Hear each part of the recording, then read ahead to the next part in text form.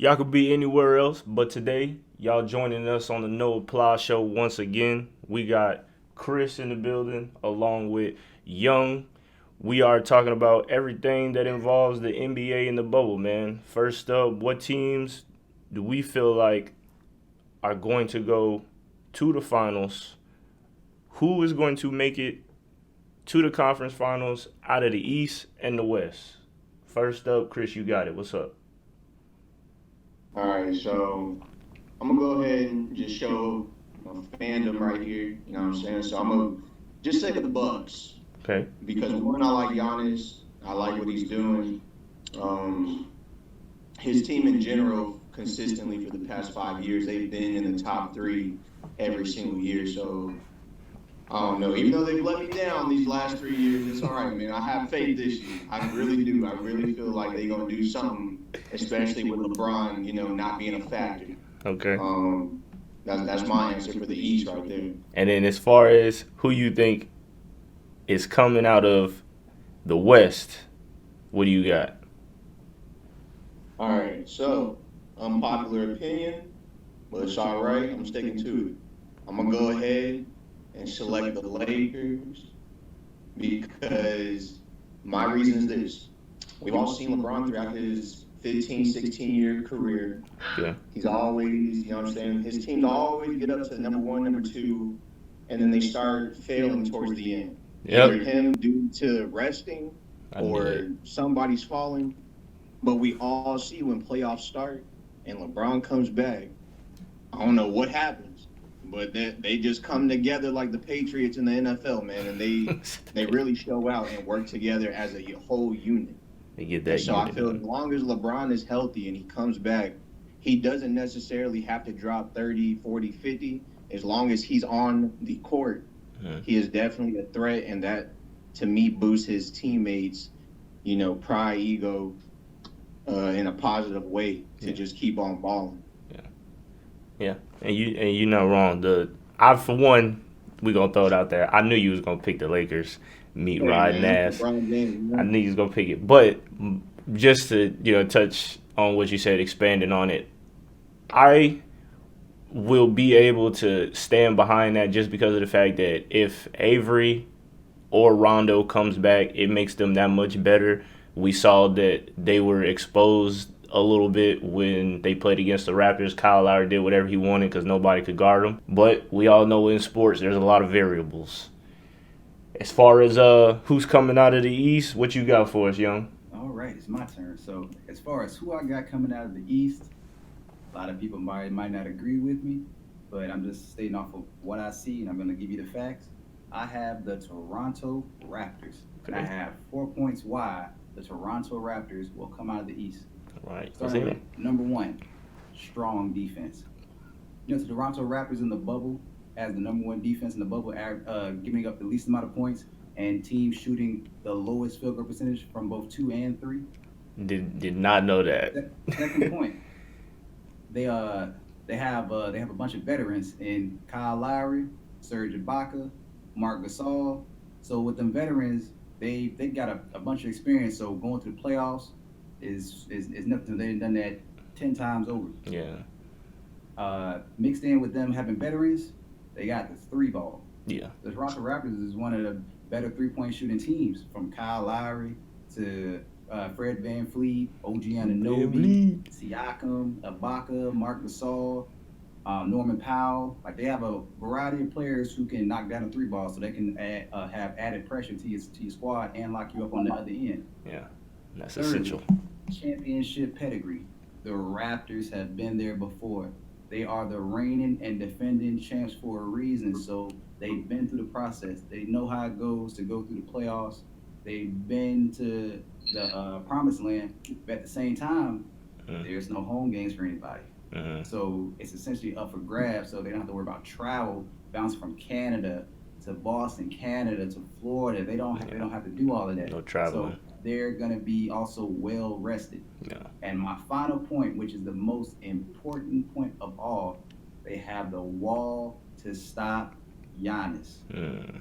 People don't understand the wall to stop Giannis is so huge because not only are they throwing bodies at Giannis like Siakam and OG Anunoby, they got the wall, second layer of defense of the anchor in Serge Ibaka, still one of the best shot blockers in the NBA, and Marc Gasol, who's, like I said, is a huge wall. So they're not about to watch Giannis do Giannis. They're not about to Yeah, watch that mess. That's not going on. it's not gonna happen. So that's my team out of the East, and with those points right there, like you can see, I'm making a strong case for the Toronto Raptors. Yeah.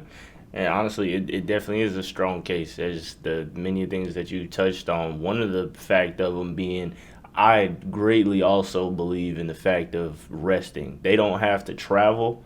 A lot of stars, I mean, athletes, period, will tell you how draining it is to have to travel back and forth, back and forth. That's a real thing. So with everybody being in one place, that's definitely a upper hand that they now have. And as well as, I mean, if any team is going to stop the Bucks, it's going to be the Raptors. I mean, they made up the blueprint for stopping Giannis, and that's where everybody, jumped on board with it because it works. That's why Giannis got to learn how to be consistent at shooting the three. I mean, he's definitely started knocking them down more. He's not, consistent enough to be a threat, but I mean, he's been pulling. So that's definitely credited to them. Yeah, that's definitely credited to them. Not in the bubble. Giannis is not shooting well from three in the bubble. Yeah, nope. I've also got one more point, which some people might not necessarily like that I'm saying, but also with the Raptors, the game is tight. The Raptors not only have one, but two closers. They have two big shot makers in both Kyle Lowry and Fred VanVleet. And Fred VanVleet. Both those guys will hit big shots. That boy Drake. When it comes down late. Yes, sir. And I agree with it. And rolling on from that, who we got coming out of the West, man? The West is very interesting for me, and I really took time to go into this to where it also goes off of matchups in the playoffs, with seeding and everything, and also health. But with all that said and done, if in the perfect world everybody's healthy, I got the Clippers coming out of the West.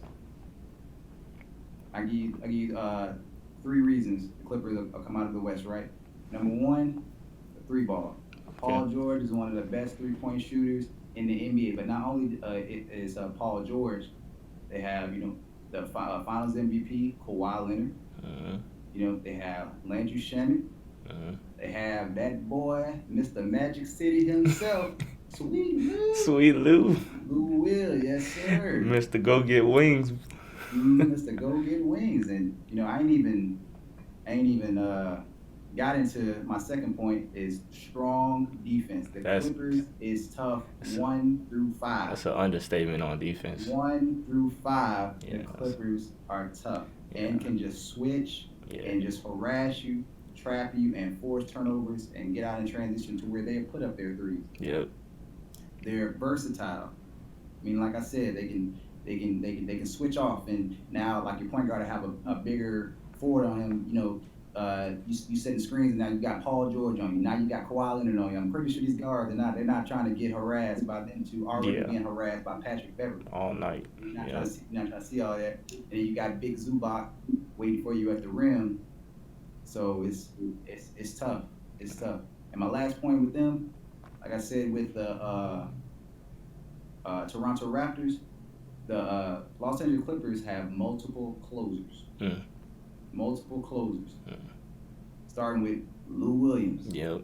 Everybody know in the fourth quarter, if Lou Williams got that ball, Lou Williams is a walking bucket in the fourth quarter.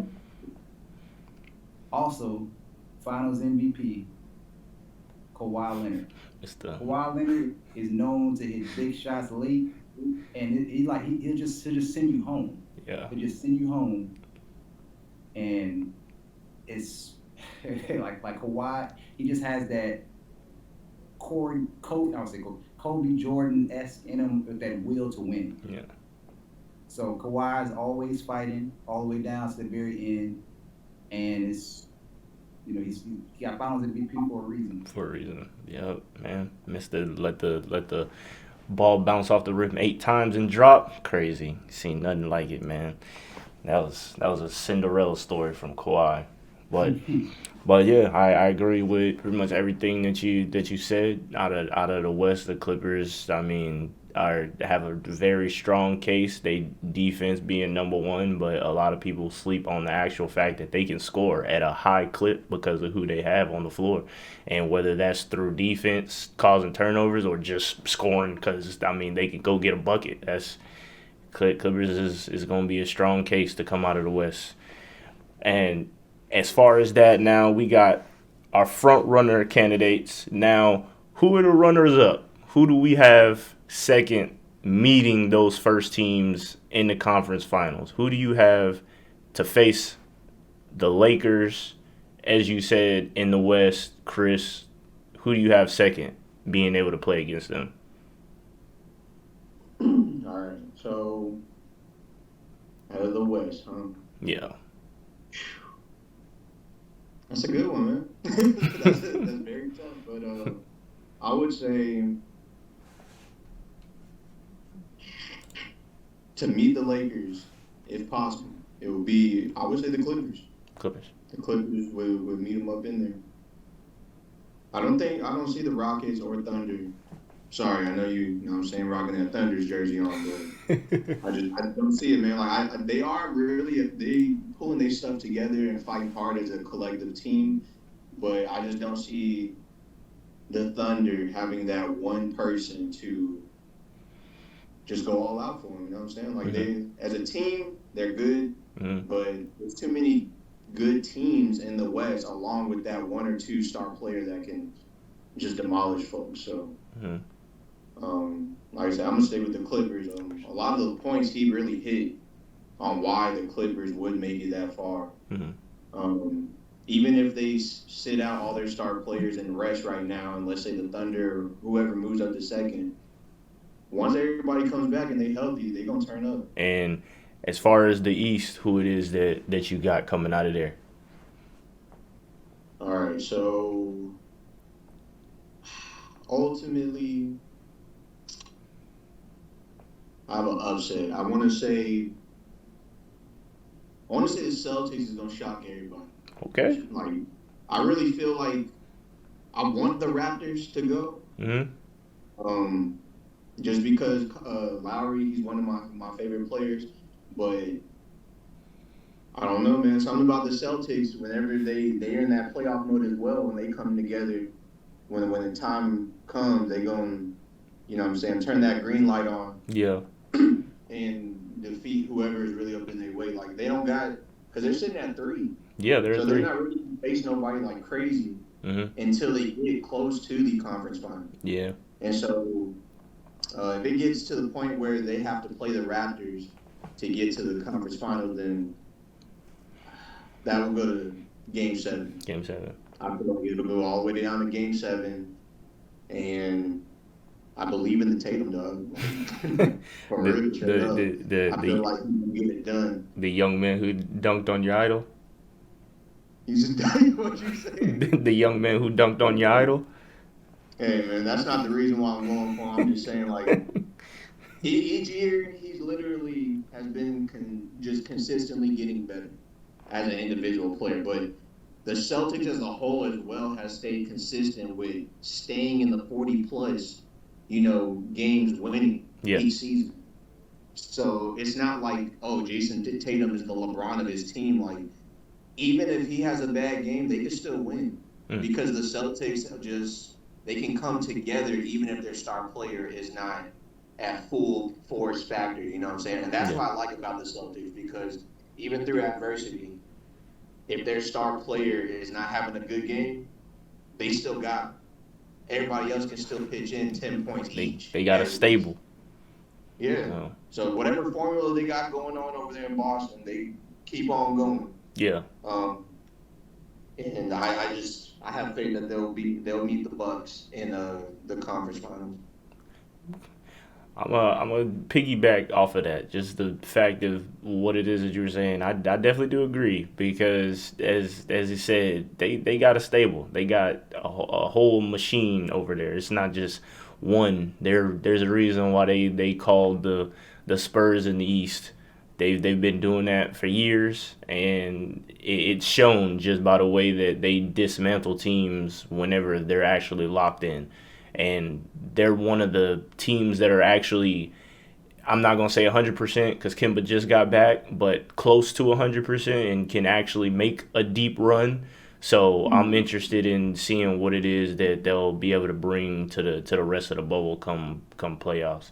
But as far as you young, what we got, man? Who's the first contenders out of the West for you? For me, if the tables fall in a perfect universe for what I'm pretty sure what everybody wants to see Hmm. outside of like certain fans and certain teams, I have the Los Angeles Lakers making it to the conference finals to play the Clippers because that's the matchup everybody wants to see. Everybody want to see. Battle of LA, Yep. who is the real king of LA, King of LA. LeBron James. Yeah. So I got the Lakers, man. The Lakers, like a couple of points I have is that for one, the Lakers got length. Yeah. So the Lakers can defend, switch, and they have a strong paint presence because they have not only just one, two, but three rim protectors. Rim protectors. And Anthony Davis, Yeah. Dwight Howard, And and Bill Bill McGee. McGee. And the Lakers control the glass. Lakers one of the better rebounding teams in the NBA. Kind of teams. So, to put the icing on the cake, I shouldn't even have to even say his name. That who they have is, the king himself, LeBron James. Mhm. And I'm not even a LeBron fan, but you have to respect and acknowledge his greatness. That what LeBron does in the postseason is just remarkable. Yeah, Like, remarkable. He can build just about any team through the postseason. Yep. And you have to take it into consideration that LeBron will force his will on you. Mhm. Force his will that LeBron's on the floor and you're going to feel his presence all four quarters. Yeah. Because in the playoffs, we know LeBron will normally play in the regular season about 38 minutes a night. He's playing like about 42, 44 minutes a night. He ain't coming off the floor. In the postseason, he's not coming off the floor. Yeah. Yeah. LeBron ain't coming off that floor unless he get, one of them cramps he get. But other than that. So but other than that, so who we got coming out of the East in contingency, man? Who you got? Who I got actually coming out of the East for standings purposes, Mhm. and I believe that they have the team to do it, and they can actually they're supposed to go to the Eastern Conference Finals this year. I have the Boston Celtics. Okay. The Boston Celtics, they're just what people don't talk about Boston a lot is that they're actually really strong on defense. They have a bunch of wing defenders. And Not only just they got a Marcus Smart too. and also they got players to throw at your point guard as well. Yep. And they don't have the biggest bodies in the paint, but who's an underrated help defender at always giving support at the rim is Daniel Tyson. Daniel Tyson don't get talked about enough. Tyson. For what he does for that team, and he's an underrated player that he doesn't necessarily need to be talked about like crazy, but just talked about a little bit more in the sense of what he does for that team. So he doesn't necessarily get the recognition that he deserves. So I'm gonna shine some light on Daniel Tice. Yeah. Also Much with needed. the Boston Celtics, they're also versatile, so they can switch with a lot of people because they have length in Marcus Smart, Jason Tatum, Jaylen Brown, Gordon Hayward. Just a bunch of people. Even Tice will step out on the perimeter and guard the guard. It'll be tough for him, but he's showing he's not scared. He'll actually come out there and get up in them. So, and just another thing, my final point is that they're just deep. Their depth is ridiculous. And the Boston Celtics have three guys averaging over 20 points, and their fourth leading scorer is averaging between 16 to 18 points a game. That's a tough squad. About Three to guys say, averaging over 20 points. they putting up numbers. And one guy is right there between 16 and 18 range. That's some death right there. Sharing That's some sugar. death. And they can shoot the three ball well. Very well. But the X factor would be two things. One is Marcus Smart playing hellacious defense, which he will, and knocking down his shots, and Jason Tatum consistently balling. If Jason Tatum shows up and Marcus Smart is playing hellacious defense and knocking down his shots, The Boston Celtics will cause problems to anybody in their path. I got something to add on to what everything you just said. So, I remember when you were saying that the Toronto Raptors defense, is real phenomenal, and how you were riding for them. So I want to add in there that the Boston Celtics, their points allowed is 107.5 compared to Toronto's 106.3. So you can't sleep on Boston as a team either. They're also averaging 5.6 blocks a game, and Los Angeles is on top with 6.7. So Boston is in there. Like, I'm telling you, like, I want Milwaukee to go to the finals, but something about Boston and their team chemistry forming together like that, bro, like, it's scaring me. It's scaring me. Talking about stopping Giannis. I feel the Boston Celtics, if they were to play Giannis in that squad, they have a very good, solid chance of doing the exact same thing that we're predicting Toronto to do. So they not only have the offensive firepower to clap back on Milwaukee, but they are consistently showing that their defense is nothing to be messed with. The top 3 defenses in the NBA right now is Toronto, LA, and Boston. So y'all just keep an eye on that because they come. So we're going to get to the fun stuff now. We got the facts as much as we could out of the way. So we're going to throw in a little bit of the dark horse action right now. Who is it that we feel like both East and West, we're going to bring up West first, who y'all feel like can just mess it up for everybody and can knock out potentially one of those teams and make their dreams come true right now? For the West, who is it that you got, Chris? All right, so I'm kind of going to be a hypocrite on myself here, but as far as the third team that's going to just rock everybody's world and wake everybody up, I'm going with the Thunder. Okay. I'm going because before the trade even happened with CP3, everybody made it seem like that was just, horrible. CP3 is going to make the team worse, whatever. They also traded off a few more players away from CP3. And the Thunder, they shocked me.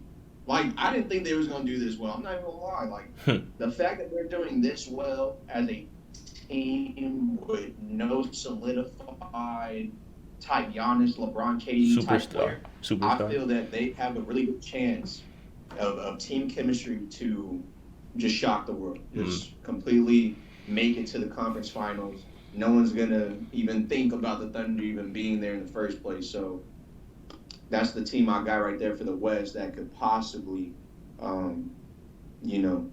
wake everybody up, shake the tables. Okay, yeah, and it's that's definitely a shocker one for me. I wasn't expecting to hear the Thunder. And as far as how you said, they're doing it without a legitimate superstar, and I mean, people will argue that the only 2, that would even have that title would either be CP3 or Steven Adams, because I mean the numbers that they put up and what they do for that team are ridiculous. As far as the East though, who do you have? Oh, the dark horse for the East. Yeah. Shoot, I'll probably just ride the wave and claim the Pacers. Pacers? Not just because of TJ Warren, because TJ Warren in the bubble was going off at 35. Excuse me, sir. His name is MJ Warren. His name is MJ Warren. MJ Warren. But proceed. Yeah. Proceed. Shoot, that boy is playing like that. 35, 68 from the field. Yeah. And 56 from the 3. Like, he's a monster, but he's just one player, you know what I'm saying? Like, I know that the Pacers are the team as well is straight. I just don't see them being the Celtics or Raptors. But if I had to pick a team to somehow make it to the conference finals and just shake the tables, then it'll be the Pacers. Young, you got the floor, man. Who your dark horse for the West? So my dark horse from the West, I'm pretty sure you would like this pretty well. I have the Houston Rockets. Put your scrub self down. Proceed. I have Houston has a huge legitimate chance to mess things up for anybody in this postseason. Number one is Houston is going to get up a lot of threes. They're going to get up a lot of threes, and they have a wide variety of 3-point shooters and guys to put these threes up. I can just go down the list. The list. Because it's long. They have Jeff Green, Ben McLemore. They got House. They have P.J. Tucker, Robert Covington. Eric Gordon whenever he comes back. James Harden. Even Austin Rivers. Austin Rivers had a big game. Just dropped 51 last night. Like they got guys that's letting it fly over there in Houston. So Houston causing problems for a team. They don't even shoot a high percentage from three, but they shoot a high percentage. It's essentially a GG. Honestly, because longest if Houston is shooting 40% or better, it's a GG for anybody because they're gonna put up 53s a game, 50. Mm-hmm. 50. But it was 41 though. We wish he would put up 50 for us. Yeah. It was 41. Oh, Yeah. I apologize. It felt like 51. Yeah, it felt like it. I bet it felt like that to the Kings too. I bet. It felt like it. All right, so look, I'm going to add something to your statement real quick, and I'm going to let you finish. Both positive and negative. So, to what you were saying about Houston, rocking the tape, I'm going to add that Houston, as a team, they're lighting it up with 118.5 points per game as an entire team. They're second in the whole NBA for that. But my personal thing with Houston on why I do not believe that they're going to shock the table is because with all those points and that offensive talent, they're ranked 22 in defense. 22, and we all know defense is going to matter when it comes to playoffs because the scrub team is going to fall off. You're going to have to have both. And I don't. That's just me right there, so I'll let you proceed on your statement right here. I'm highlight your point right there, right? So you're saying that there's essentially first, second in offense, but they're 22nd in defense, which I understand. But at the same time, this is the postseason where everything is going to slow down. But Houston. Houston's going to be the only team that doesn't slow down in this postseason. But you just led me right to my second point. Is Houston is a transition machine. When Houston's getting stops and Russell Westbrook is pushing the tempo, James Harden is pushing the tempo, and they're penetrating and kicking out to shooters, and they got the guys that can knock it down, Houston will be down 10 and up 7 just like that. Just like that. And flip the switch.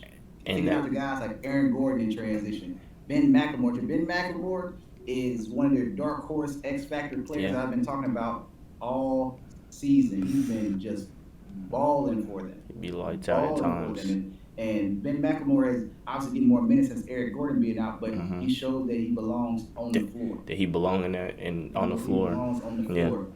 So to go along to my last point, to go along with the point you made about their defense and everything. So granted, you know how Houston is coached by Mike D'Antoni. His philosophy basically is like 7 seconds or less. They just go down there, set up, let James do his thing, or he kick out for a 3 real quick and just live with it. Houston might not be playing all that well defensively, but you still got to score the ball. But if you're getting 2s, they're getting 3s, and them 3s add up. Shoot, putting over 53s a game, them threes are gonna add up. So they might not defend as well as you would like them to, but they're gonna outscore you. They're gonna outshoot you. That's Houston's philosophy. We're just gonna outscore you. Defense, that's cool. We're gonna play some. It might not be as heavy as other folks would like, but we're just gonna outscore you. At the end of the day, it's all about 1 point win the game. Yeah. So to add my last point is Houston has 2 MVP players.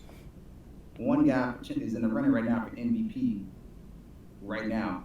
So if those 2 guys, Russell Westbrook and James Harden, are playing like how they're supposed to play, putting over 30 points a game, and their shooters are hitting consistently, watch out. Houston is about to run the tables.